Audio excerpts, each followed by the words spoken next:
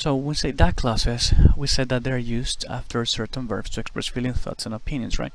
If you remember, this is pretty much the list of verbs I gave you, that they express these three things: feelings, thoughts, and opinions. Like this example, I think that writing an essay is different from writing a paragraph, right? Now, in the case of that clauses, it is optional to use it, right? It is not normally necessary. So you can omit it and you can just say, I know writing an essay is different from writing a paragraph. Or you can say, I know that writing an essay is different from writing a paragraph. Meaning does not change. So that's not a problem. Important. In the case of having the that clause as a subject, right? In that case, you cannot omit that. For example, here you have that writing an essay is different from writing a paragraph. It's clear.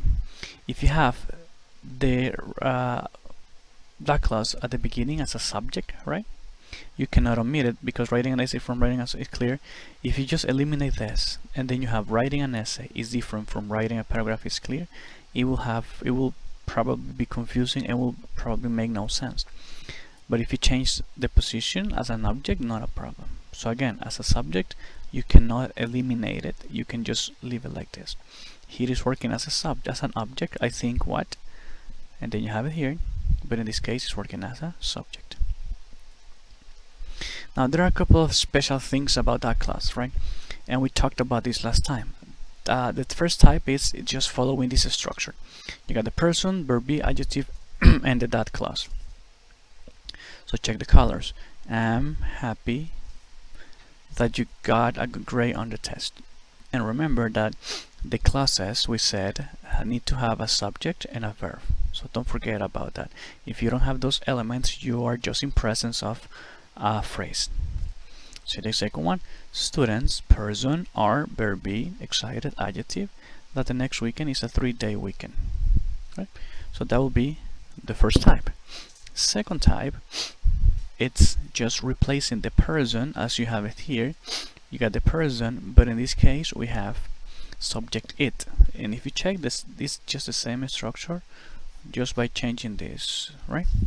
So you have, it is fascinating that you're really interested in learning about how to write essays, or it is disappointing that the semester is so short and we have so much to do, right?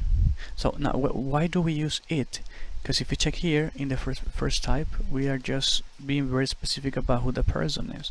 But if in the case of not having clear who the person is, or just want to express an idea with adjectives and verb be, to comply with the sentence structure, we need to include a subject. So in this case, the general subject, let's say, to complement your sentence to have a full structure, will be it.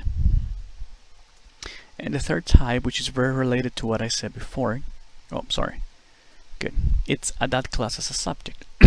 It's very possible, but not normally used, right? Now check. Right? That writing essays is different from writing paragraph is clear. The example we had before, this is working as your entire subject, right? Your main verb, and then you have your complement here. Now check this letter B and letter C, right?